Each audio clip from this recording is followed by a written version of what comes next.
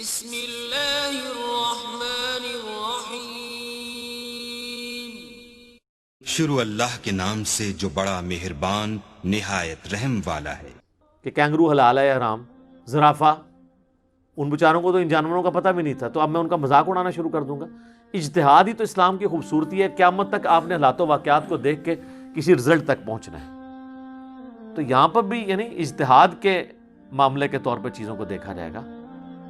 عورتیں جو ہیں وہ بہتر تو یہ ہیں کہ جب وہ محرم میں ہوں تو پھر تو ٹھیک ہے، ادروائز اگر کسی ایسی اوپن جگہ پہ نماز پڑھ رہی ہیں جہاں پہ غیر محرم کی نظر پڑ سکتی ہے تو اس میں وہ چہرے کا بھی نقاب کرے۔ البتہ پاؤں کو ڈھانپنا یہ ضروری نہیں ہے۔ ویسے آپ سعودی عرب میں چلے جائیں نا تو وہ عورتوں کو انہوں نے کالے دستانے بھی پہنائے ہوتے ہیں، پاؤں میں جرابیں، سخت گرمیوں کے اندر انہوں نے نا یہ سارا کچھ۔ یہاں پہ بھی آپ دیکھ لیں کہ پورے کا پورا دین عورتوں پہ اپلائی کیا ہوتا ہے۔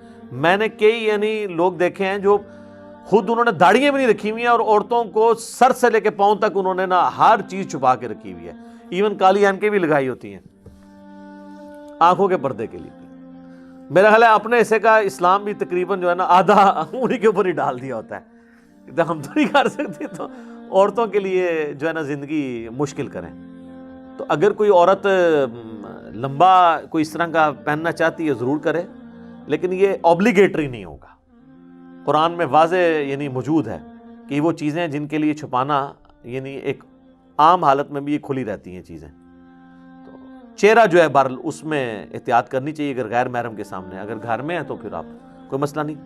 البتہ یہ حدیث ہے سنن نبی داؤد کے اندر، نبی صلی اللہ علیہ وآلہ وسلم نے فرمایا کہ جب عورت بالغہ ہو جائے تو اللہ تعالیٰ ننگے سر اس کی نماز قبول نہیں کرتا۔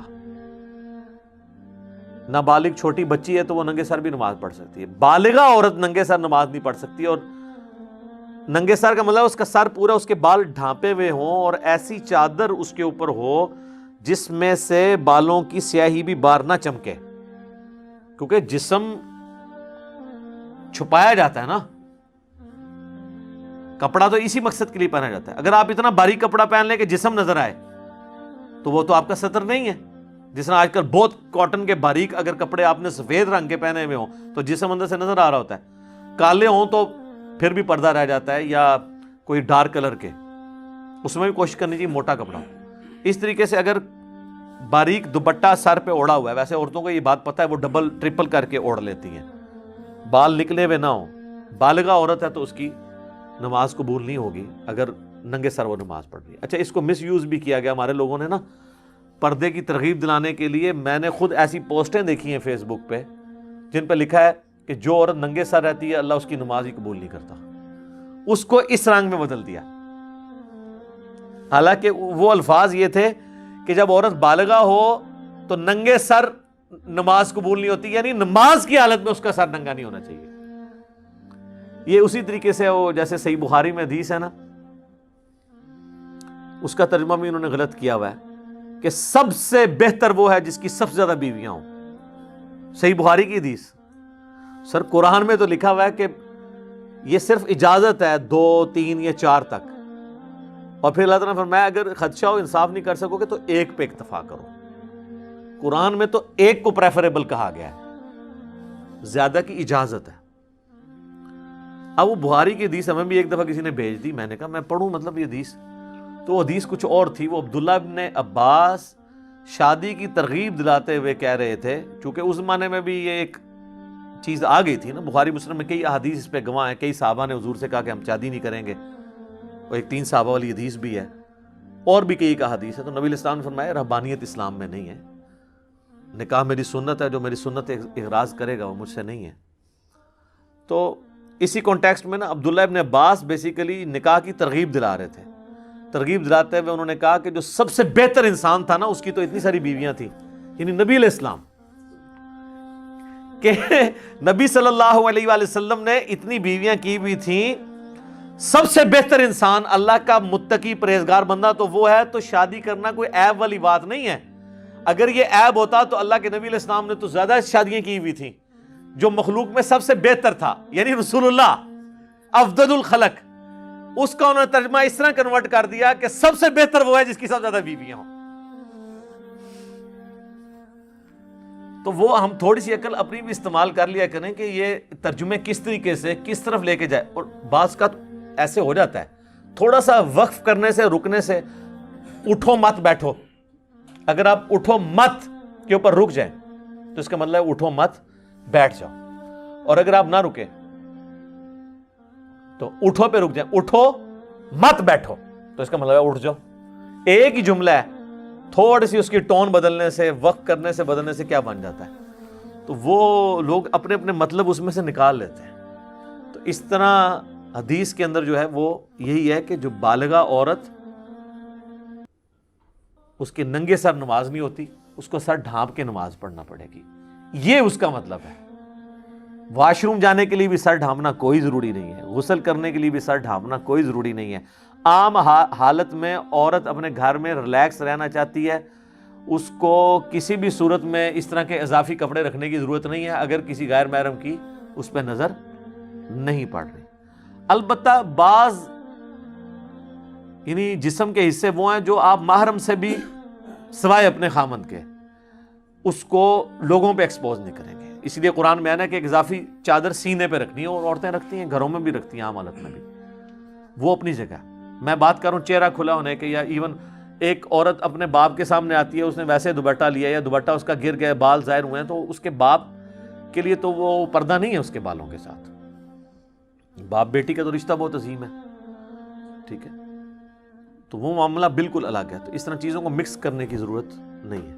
ٹھیک ہو گیا جزاک اللہ. علی بھائی اگلا سوال ہے, کیا نماز کے لیے عورت پر بھی جوڑا کھولنا ضروری ہے جیسا کہ مردوں کے لیے بالوں اور کپڑوں کو سمیٹنے کی ممانعت آئی ہے؟ بخاری مسلم میں حدیث ہے, نبی علیہ السلام نے فرمایا کہ کوئی بھی نماز کی حالت میں نہ تو اپنے بالوں کو سمیٹے اور نہ کپڑوں کو. یہ ودن نماز ہے. اس چیز کو نبی علیہ السلام نے ناپسند فرمایا. اس کی وجہ سے محدثین نے پھر شرح یہ کی ہے کہ اصل میں نبی علیہ السلام کی خواہش ہے کہ جو بندہ سجدہ کرے تو اس کے بال بھی عاجزی کے طور پہ جا کے سجدے میں گریں.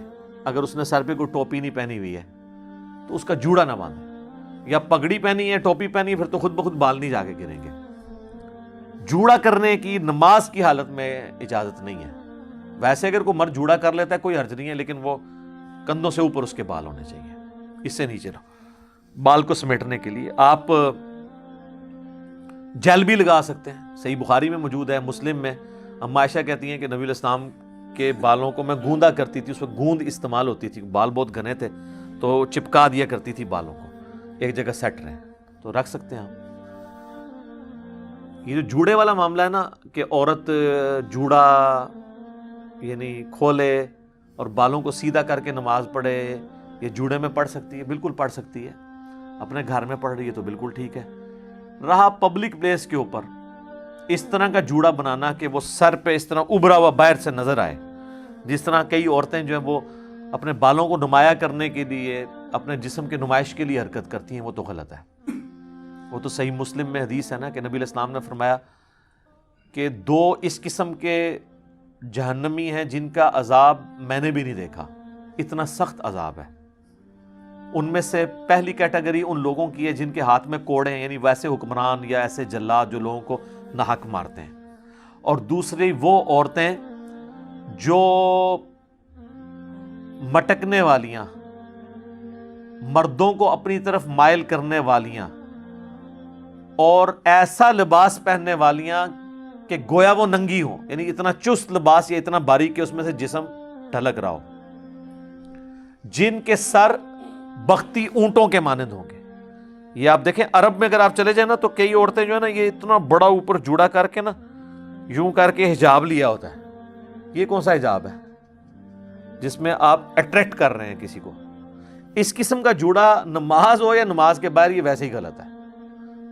اس جوڑے میں بھی کوئی نماز پڑھ لے گا, نماز اس کی ہو جائے گی عورت کی, لیکن یہ عمل بذات خود غلط ہوگا.